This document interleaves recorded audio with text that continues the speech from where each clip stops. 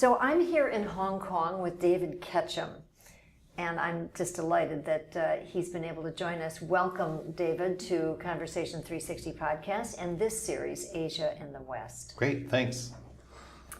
So my first question of you is, when we talk about conversations taking place between Asia and the West, what does that mean to you? What does that bring to mind? Well, I guess a lot of the history of Asian and Western interaction has been around trade and commerce. And I think in many discussions, and we've seen this recently, like with the Trans-Pacific, the TPP, right, the trade agreement. Right. There's often a default to that conversation being about trade. And I saw recently how, I guess in the context of some of the Trump discussions, the U.S. has a $300 billion trade deficit with China, for example. And so often those conversations between East and West default back to that discussion about trade. What kinds of goods were shipped in each direction, how many Chinese high school seniors are applying to Stanford University, those kinds of those kind of economic-based discussions. And in many ways, those are kind of the least interesting, right, from a cultural perspective. But just the sheer size of commerce that goes back and forth, I guess, makes them still interesting to this day. So if it weren't about that, if it were about those more interesting aspects, where would you take that? Well, I think that I don't mean to sound like the old China hand, but in my 25 years in Asia... That makes you a China hand. I guess what is interesting in an underlying way is about the sort of codependencies, right? And when you look at, not just from an economic point of view, but from a cultural point of view, and you see Western people dropped into Asia, or you see, whether it's Chinese people or Singaporeans or Hong Kong or Koreans or Japanese going off to London or the United States, to see how they find their place in that conversation, to use your word, or in that ecosystem. And do they find their place in a special niche or groove in which they're not actually interacting with the rest of the folks around them and the society around them, but they're creating their own world in the opposite culture? Or have they integrated, right? And do they really fit in? And I could probably spend 2 hours talking about that. Tell when you came here. Yeah. You came here how many years ago? 25, yeah. Okay. I was living in London at the time, and following Tiananmen Square, quite a few Hong Kong people went to get residency in Washington State or Vancouver or Australia or New Zealand, because they were concerned after the Hong Kong handover to China that word always interests me, right? The Chinese call it the give back. Oh, I love that. And the Westerners call it the handover.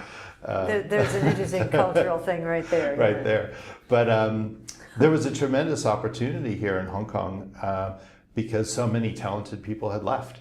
And I had a rather odd job interview in which I said, I've never been to Asia before, and I don't speak Chinese, and I don't have any contacts in this society. But I'm an adventurer, and I'd already proven that I could go to Russia and Poland and, interesting, markets that were strange to me and make my way. And they said, oh, don't worry about any of that. We have 110 people who speak Chinese. What we need are people who can work with multinational companies and help them understand, the business opportunities and the culture here. And that business was? I was around communications. Right. And at that time, people like Microsoft were going into China and building $500 million research centers. And I was involved in lots of fun things like, craft cheese entering China and doing a joint venture with a Beijing dairy to produce more sort of Western style cheese in China. and also to do transfer of technology and things like that. And so there were lots of dinners at the Great Hall of the People and signing ceremonies and, press conferences and, lots of ceremonies with documents getting signed and things like that. So the heady days of those times, because clearly that was heady stuff. Very heady days. And then often the CEOs of these companies would come to Hong Kong first and stay at the Mandarin Oriental and have a couple of nice meals before they hopped on a plane and went into China, right? But now, of course, there's whatever, 11 flights a day from San Francisco direct to Shanghai or Beijing. And also from a business maturity point of view, those companies have already gone through that cycle, right? They've gone through their period of overseas expansion, and they've either found that it's to their liking or it hasn't worked out well for them. And also from a Chinese perspective, things have really changed. And I, for many years, ran a business in Beijing and Shanghai. And what we found was that from a policy-driven perspective, much of China is becoming domestically focused. And so in the old days, in the early 90s, we would take clients into China and say, well, we've got foreign direct investment for you. We're going to transfer some technology. We're going to create jobs. We're going to pay taxes. And there were all these triggers that were quite interesting to the Chinese leaders. And they'd say, yeah, let's do a deal. We'll give you market access in return for those benefits that you're talking about. But now, the Chinese don't need money. They don't really need the IP. They've got their own ability to create it or license it or find it in other ways. They don't really need the jobs, right? What they do need is that stimulated domestic spending. So over the course of my time in China, then the client mix changed. So, in 2014, our largest client was Tencent. And what they were interested in was global access. They weren't as interested in, how can you help us in China, but how can you help us launch WeChat in Australia and Singapore, or how can you give us the kind of governance that we need to be a NASDAQ-listed company, right? A total departure from where things were, a total reversal. It's just like looking through the other end of the telescope or the funnel or whatever analogy you want to use, yeah. And that was over the course of, 20 years, right? So not a short amount of time, but from a business perspective, and maybe this is the time to go back to that theme of conversations. The conversation was very much about originally how can you be a value-adding participant in the Chinese economy and in Chinese society, and then that conversation became instead how can you enable us to go global, and the sort of distinction between MNCs, multinational companies, when you think about a Fortune 500, and now you've got, Huawei and Tencent and Baidu and Alibaba and all these companies that are global in their own right? And they don't need to link up with a General Motors or a Kraft Dairy or something like that in order to be important. They're important in their own So, right. David, how well do you think people in the West, not necessarily governments, but people, the individuals, how well do they understand what's happening in Asia, especially China? Well, so I have two perspectives on that, in that I've lived overseas a long time, but I'm also an American. I know.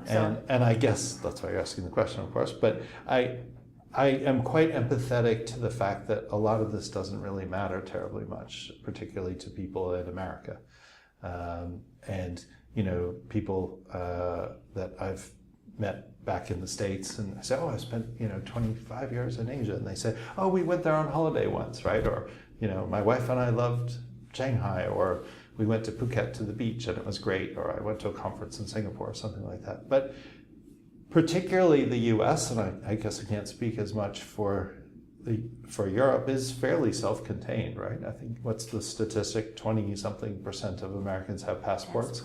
And often that was to go to their cousin's wedding in Ireland, once, or to go on a business trip to Mexico or something like that. So I think, I guess I mean, you can hear it in my voice. I have an enthusiasm and an interest and a passion for this whole part of the world. And when I go back to the U.S., often the attitude is, that must be nice for you, or oh, that sounds interesting, or I did that once, that kind of thing. But the fact is we are living in a truly globalized world. So one wonders what the downside of that is. What about the other way around? How well do people in this part of the world understand the West?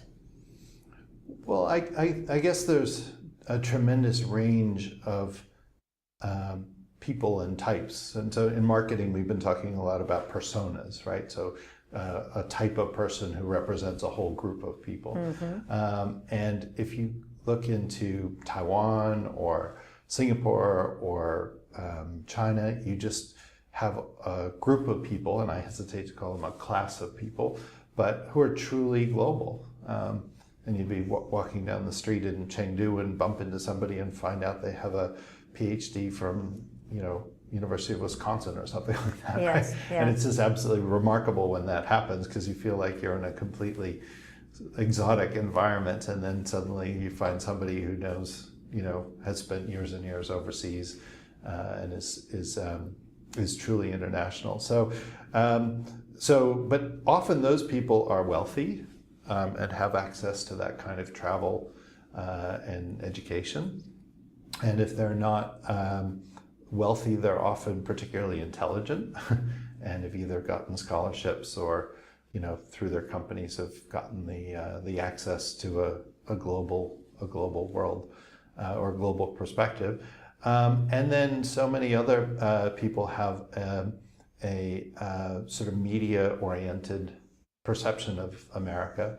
And, it really is, from this angle, looking back at the U.S., it really is like watching a cartoon in action, right? You see the shootings in shopping malls and what's happening on the political scene.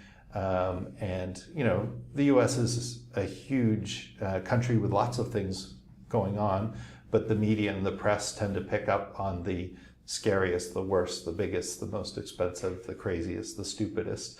And so when you sit when you sit in Asia, that all comes through that filter. And instead of having that sense of sort of everyday life in America, you get this cartoon-like perception. And I know my wife is from New Zealand, and when we go back to the US, she's always quite reassured to see that it's actually a fairly normal place where people drive to the grocery store and buy things for dinner and play tennis and talk to their friends and things like that, because the media perception of America overseas is quite distorted.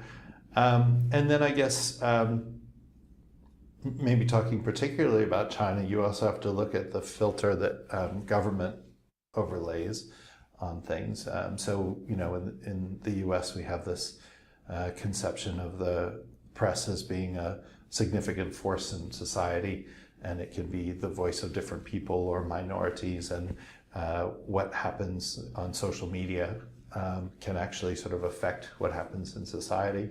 And in China you have a different perspective, right, where actually the government's setting the policies, and then what you see in the media or what you read is really what the government wants you to think or believes you should be thinking.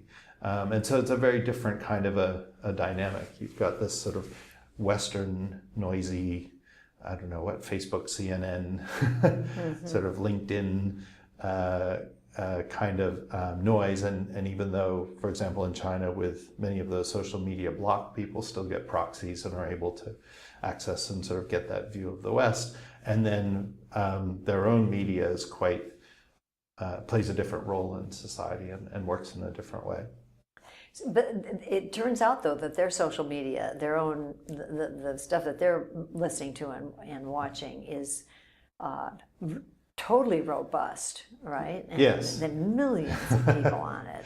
Well, I think the big turning point was when we went from websites that people looked at and then to social media that we interacted with, and then messaging where we communicated with one another. And I know as a marketing person, I've always been quite frustrated by that shift, because a website behaves a little more like a television channel Indeed. than a messaging platform does. In China, particularly if you look at Weixin or WeChat, that's just the way people live. They don't just communicate that way. I don't know, how many of the people listening to this are kind of familiar with the concept, but you can go to a restaurant with 5 friends and decide that you're going to split the bill 5 ways and do it from your phone over WeChat, right? So you're not just communicating, you're actually transacting, and there's services that can be provided and ways to interact. So having said that, how though does a government like the Chinese government really keep the lid on all that? How do you control all that communication and that activity, not just communication? Well, that's a big challenge. Yeah, and I think some of the strictness or the authoritarian nature of the Chinese government has been overstated a little bit. As I understand it, and in my communications experience, they really only care about a few things, right? So pornography, no. Promoting international financial instruments or financial services products in the Chinese market, no. And then upsetting the social order, which is the harmony, very broadly defined, right? And that could be dissension about semi-autonomous regions and how they're treated, or anything that seems to be upsetting the social order. But everything else is a complete free-for-all, right? I can remember bringing Victoria Beckham to Shanghai, and there was no restriction about anything because it was just a fun thing, right? I mean, nobody cared one way or the other. We weren't making comments about Taiwan or Tibet or anything like that. That's fascinating. When was that fun. Actually? That would have been, I guess, early 2004, something like that, 2005, something like that.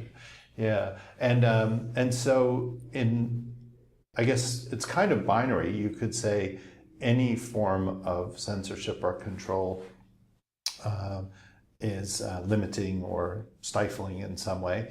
But I guess from a pragmatic point of view, people are pretty much allowed to talk about or do anything that they want. It's just when you've got a country that's that big and it starts to lose its unity or its fragment into pieces, I guess that's the leadership's biggest concern. So you've been here for this long, and now you have a business called Current Asia, which means you should be the expert on exactly what's happening right now and how it interacts with the rest of the world. I love that name. Yeah. Thank you. I know my 12-year-old son said, your last business was called Upstream and this one's called Current. And I'm like, yes, thank you. Very good. Done on purpose. Well, I guess the origins of this business really came from an observation that there's been a shift from thinking up or creating great ideas that are compelling and interesting, kind of like Don Draper in Mad Men, right? Goes and bangs his fist on the boardroom table and says, here's your idea to sell tires, right? And then using media, often paid media, to take that great idea and push it out Execute there. on that. Execute on that. And what's happening now is that we don't look at things in terms of a campaign or a marketing exercise with a beginning and a middle and an end, but actually each of us has our own journey, our own customer journey. And using digital, we have the opportunity to find people wherever they are on that journey and start the interaction with them in a way that's appropriate to exactly where they are in that journey. And so I'll just give you a quick example. You might say, we have a new chocolate bar that's coming out just in time for Valentine's Day. And that's not a customer journey type of marketing, right? That's the company saying, well, Valentine's Day is every February 14th, and now we've got a chocolate bar and pushing it out and buying it. Whereas in a very densely digital ecosystem, you can actually say, all right, you're thinking about buying a vacuum cleaner. So where are you in that? Are you investigating? Are you looking at different options? Are you interested in the benefits of a clean home kind of thing? Or are you looking at Model A and Model B and how much does each one cost, and can you have it delivered to your house, or where can you buy it, and those kinds of things. And so what Current Asia is about is helping to map those customer journeys. And many of them have changed radically in the last few years, right? Where you want something and you click on it and you buy it and it's in your home, a day later, like the Amazon Echo phenomenon, right? And that's radically changed what a customer journey can be. And then matching that with the digital touch point. So where does social media fit in there, and email? So the fact that it is Current Asia, does that mean it has ramifications that would be different if you'd been in this business in the West? So the trend is global, but I think the difference here, and it varies from market to market, but there's a cliche about how in many Asian countries people jump directly to the mobile phone without ever having a landline in their house, the leapfrog. And some cliches are just plain true. And I think in the digital world, that's especially true, right? So we have an exceptionally high smartphone penetration in this part of the world.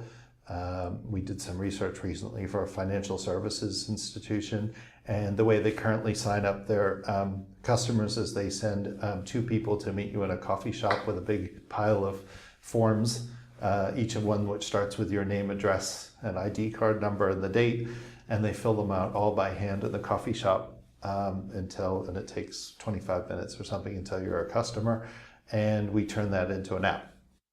Right, so all of the information that you collect goes directly into the financial institution's operating system. And the idea of all of that is not to get rid of the people, but in the business, but to use them smarter, in smarter ways, right? And so I guess I need to loop back and answer your question and say, is that different here? I'd say yes, just because of the size and the velocity and the penetration of mobile here. It's a truly mobile first environment. Big opportunity.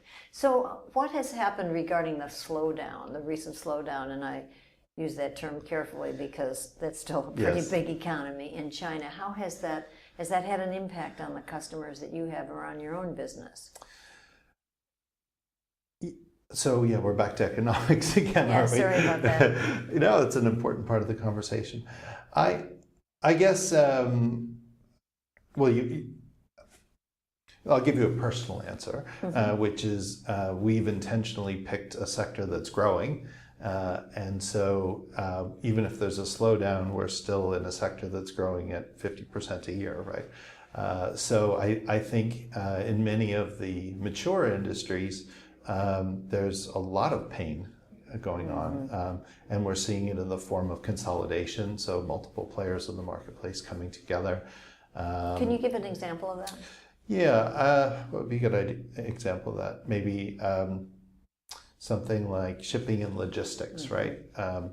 And these are businesses that have a kind of a sexy overlay of web-enabled tracking systems and billing and that kind of very interesting sort of end-to-end in the supply chain visibility. But then you also have a lot of ships going back and forth across oceans, and I don't know, they just recently announced the first train going direct from China to the UK. I don't know if you saw that. Yeah. So when all the sort of exciting tech is done, you're still talking about trucks and trains and boats and things like that. And in an economy where exports are slowing, and I think that's causing a lot of stress for some of those more mature industries, because at a certain point price becomes the only differentiator for some of those companies, and that's always a dangerous place to be. You become a commodity, right? It becomes quite stressful. So with this slowdown,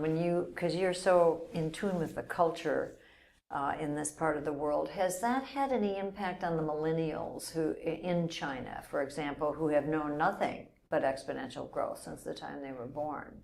Do they feel that? Has it altered their view about how long this gravy train continues, or are they more cautious? What's the story? Well, most of the people that I talk to in the who are millennials, just have this sort of buoyant attitude, and some of us grumpy old folks might say sense of entitlement.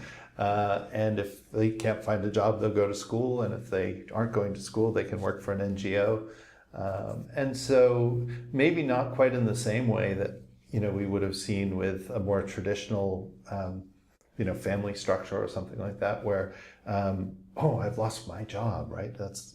But if you're not so much defined by your job, then not having a job is not as important. What I do think is frustrating, though, is if you expect you're going to be a vice president in 60 days and you're in an economy or an environment where there's less opportunity and things are growing less rapidly, then there can be some frustration there. Now that's true in the affluent arena, but what about those who don't have so much flexibility or options in front of them? I know there are an awful lot of people being turned out of colleges now, graduating without jobs. Is that going to cause a bite at some point, or do you think that's all going to? Well, first of all, in China, just let's look at this in relative terms. So the slowdown means going from, whatever numbers you wish to believe or not believe, but right. from 12 to 10% to 9% to 7% to 4 or 5% growth. So in absolute terms, it's a bit painful. But in relative terms.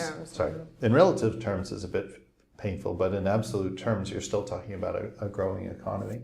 And I think, ultimately that can be very frustrating. You do see this trend, I don't know, maybe in your TED arena, you've seen talks about this, but people are talking about a universal income potentially, right? So as automation takes over many of the more routine aspects of day-to-day life, then perhaps all of us should just get an income to exist, right?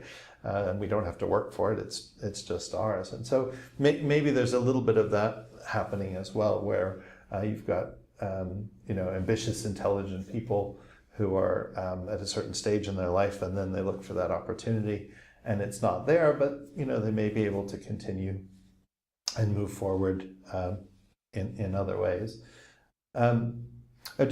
Your question kind of sparked off something else. So you're talking about the dialogue between East and West, right? And so the difference between an urban, coastal, or growing city dweller in China and then the rest of the populace is just enormous, right? I mean, there's 50 cities over 1 million people in China, and I was in Chongqing with 30 million mind-boggling population. It's absolutely mind-boggling, and those people are living a very different life than the folks who are living in rural areas and that kind of thing. And there's a big trend and policy in China to bring the rural people into the cities and to be increasingly urbanized. But there's still a large part of the population who are just cultivating their land or raising some animals, and their actual annual cash income is still quite low. Right? The difference now, though, is that they do have access to information that tells them about what's happening in the rest of the world. Yes. Right? When the man comes by and offers them so and so much for their crop, and they can come back in 5 seconds and tell the guy the price is wrong because they've got the most recent price quote from the city, right? That's a big difference. Game changer. Yeah. So it sounds as if you see your continued future here. You're sold on this part of the world. What makes you bullish about its future, given the fact that there are still lots of issues? Well, I guess there's a personal and a practical answer to that. The practical answer to that is I was offered a VP job for international marketing in San Francisco some years ago, and I was thinking about whether I should take that job or not, or whether it was the right move. And I had a quiet dinner with my wife and a bottle of red wine, and I said, we have to make this decision carefully because I'm going to be the China guy or the Asia guy if I don't take this job, and this is the last one. There's never going to be another San Francisco based VP of marketing offer in my life. And we it's attractive, but we very happily said no to that. And so, I think I'll just stay in this part of the world forever. Well, but the biggest source of your optimism sounds like it's based on what you've already talked about. Yeah, well, I guess my optimism comes from kind of three areas. One is the growth of digital. And, we've moved from digital media to digital marketing to digital business to just digital lifestyles, right? Like the old cartoon of the fish looking at the other fish and saying, "What's water?" Right? So that's exciting, and I don't see that slowing down at all. And I guess the second thing is I like volatility and change, and that creates opportunity, right? And this is a part of the world that still hasn't settled down yet, right? There's even the more mature economies and societies, things are changing and moving, and that creates opportunity. And then I guess the third thing is it's nice to be special, right? I mean, when you look around the number of Westerners in this part of the world, in a place like Hong Kong, certainly you can speak English in the Central District or that kind of thing. But for all of the numbers of people that you might see gathered at an American Chamber of Commerce breakfast session or something like that, there really aren't that many of us, if you want to call them, internationalists here. And then to my earlier point, the internationalists that you meet just as well might be local people, right? So there's sort of a group. It's not so much where you come from, but what your mindset is. And I just find that a very stimulating environment. And, we have a summer place in the woods of Maine, and I enjoy going back for a month and, shopping at the local grocery store and filling up my car at the local gas station and having a cheeseburger once in a while. Get your American fix. Get my American fix back. And then, I'm delighted to come back here. And so what gets in the way of that future in terms of the biggest challenges? Because certainly by the way China goes in this part of the world, the way the rest of it will go, I would think. So what are the biggest challenges? We know pollution is a big issue, and they seem to be working on that. What are the other obstacles?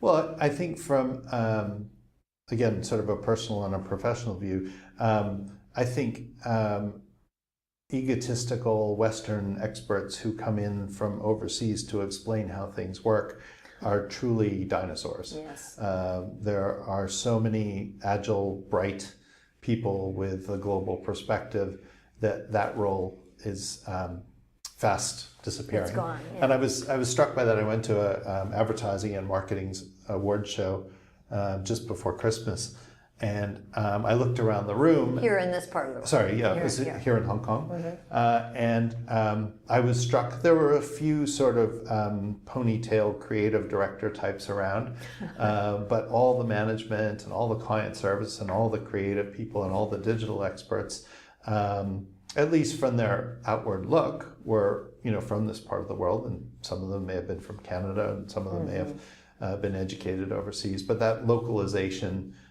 just makes so much sense, right? And so I would say a personal challenge for me is how do you assume that role of manager and innovator? Because as a chief contributor, actually there are lots of people out there who are better suited, either culturally or from a language perspective or whatever, to actually doing the work or getting the work done.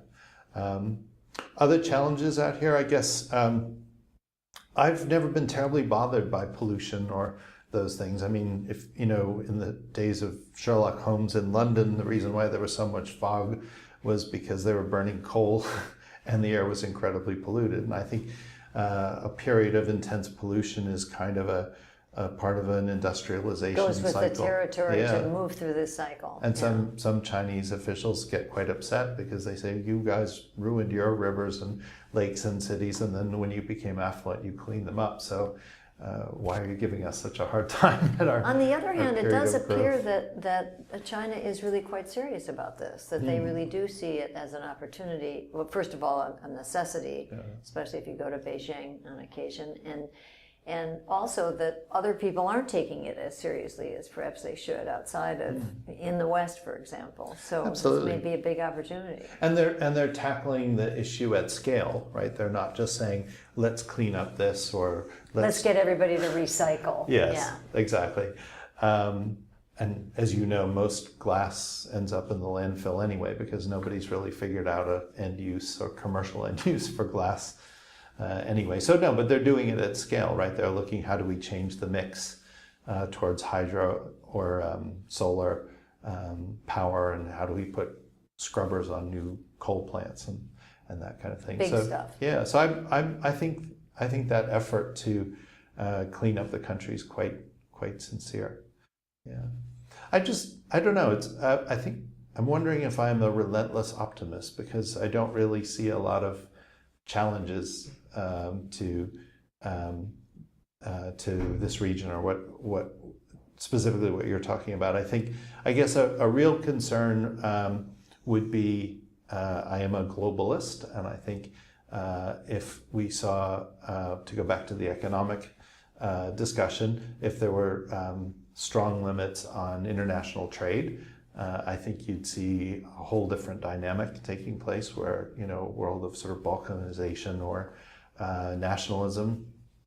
If you look, for example, in Singapore, there was a time that people were calling, Singapore was the Switzerland of Asia, and now it's just Switzerland, right? Singapore plays a global role in wealth management and financial services, and it's not just some sort of satellite duplication or replication of Switzerland. It's a vibrant global center in its own right. And I wonder if you start having the ties of globalization break down and that kind of thing, and these both the individual countries in Asia and also those connections back to Europe and the US start to break down, I think that would be disconcerting, right? I think at least disconcerting, if not more so. But the fact is, whether people know it or not, we've all become global. We all have to think that way. So who knows? I think it's going to be, this is a thrilling time actually to be here. Now, just having been in Hong Kong all these years though, and you've seen the major changes from the, as you called it, depending on whether you're a Brit and saw it as a handover or a, what they call it, a give back, give back, funny. Yeah. Do you have issues about how Hong Kong's future lies in all this, since it's not the same kind of power that it had at one point? Well, I'm an Invest Hong Kong ambassador, so this is a paid political announcement. Oh, good. I love those. No, I think that Hong Kong is going to find a new life as a dynamic, exciting city in China.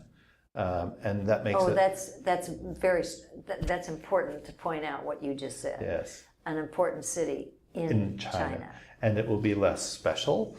For many, many decades, this place had a specialness, right? Either as and there's no value judgment in special, whether you want to say it's good or bad, but as a colony of Britain. But then if you look at, let's say, the convertibility of the renminbi, I think would be a good example. The amount of money that flows through this city, one of the reasons why this place is so prosperous is even if you just take a fraction of a percent of all of the renminbi that's flowing through Hong Kong as the renminbi becomes a global currency, that's enough to sustain this place for a long time to come. And then if you look at the ties that China is building into Hong Kong now, right? So the actual final handover date is let me do my math, 30 something years away. But we now have the Hong Kong to Zhuhai bridge that you can drive all the way to Macau now. Or I just saw that the other day. Yeah. Amazing, right? Yeah. And do we really need that? I mean, you could go by ferry or you could drive around the other way. So do we really need that bridge? And I think the answer is, from a social and cultural point of view, we do need that bridge, right? And the Chinese government and the Hong Kong government think that we need that bridge because as Hong Kong moves towards, assimilation into all the rest of China, that's going to, as many of those ties, whether they're physical ones like bridges or the fact that the senior legal authorities here in Hong Kong feel they have to call Beijing before they make a final ruling in a case, those types of things. And as you can see, I'm trying to take the value judgment about it, but whether you like it or not, that's the direction where it's that going. Things are moving into. Yeah. This is terrific. Is there anything we haven't talked about that you'd like to touch on that you think is important when you think about the changes and the fascination with the conversations that can take place between Asia and the West? Well, I guess I've always been very interested in education. Son of a professor, I guess that's why. But and we didn't talk so much about that, and I think that is really interesting. Whether you're talking about like American juniors in university having a year abroad, or you see quite a few people will go to Taiwan to learn Mandarin before they venture onto the mainland to practice their Chinese in a slightly more familiar environment before they go into a more exotic environment. And also just looking at the numbers of Chinese high school seniors who are applying to U.S. universities, right? You could probably fill the freshman class of every top university in the U.S. with and I think very qualified. To relate back to what you said much earlier, I think it's no longer just the affluent who have an interest in sending their kids elsewhere. Absolutely. It seems to be a everywhere. major opportunity. Now, one of the things that I had felt that was a given to me, and I think you and I and others have talked about this over the years, was that because of China's lower school education process, which was basically rote learning, that the West continued to have this leg up about innovation because it was so focused on critical thinking, which people say is not what happens when you learn in a rote fashion. But nonetheless, China seems to be highly innovative, and it's coming from somewhere and not just from the expats anymore. And I learned recently that at least in Eastern China, even the grade school education is shifting tremendously. I don't know if you know anything about that, but I'm very eager to learn more. I don't know so much about the education system, but I think that discussion of innovation is mostly baloney, right? You mean that it's dependent on this? Oh, you just see so many innovations coming out of China. And I think there's two reasons for that. One is there's so much activity that a certain amount of it is bound to be innovative, right? There's so many permutations going on. And so many people from which this genius can arise. Exactly. And again, it's a cliche, but 1.3 billion people, right? And then a bunch of those people are being entrepreneurial or working in universities or in research departments or in little apartments in Hangzhou, doing interesting stuff. Sooner or later, you're going to get some innovation out of that. And then also, there's I call it, relentless pragmatism, right? And there's a real spirit that I've seen in China, which is, what's the opportunity? How do we address it? How do we fix it? And so it's not that kind of, let's all sit around with Post-it notes and flipboards and come up with interesting, cool concepts kind of innovation, right? But it's more response to a need. Yeah, exactly. Has anyone thought about that before? Let's build it, let's fix it, let's make it happen. And then how do you do that? Well, in some cases you borrow pieces of something else and you stick it together. It's something that exists, or you innovate, or you create something.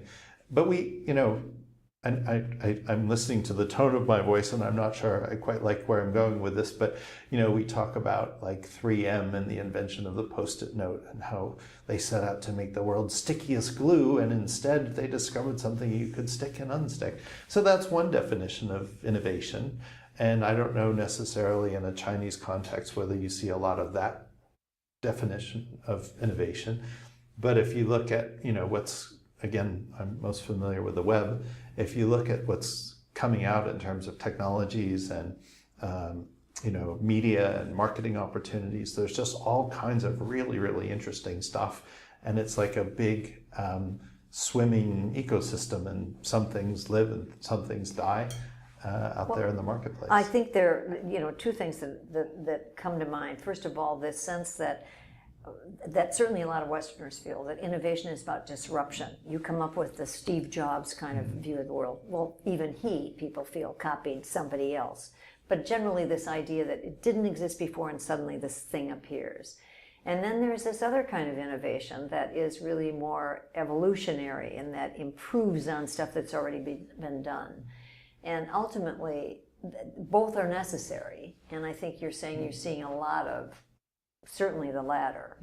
Iterative innovation that's necessary and also can be transformative, right? It's not, it doesn't necessarily, there's a big thunderclap when suddenly everything is different, but evolving consistently over time. And then at some point you look and you say, well, things are different and they're better. Right? Indeed. And they've evolved.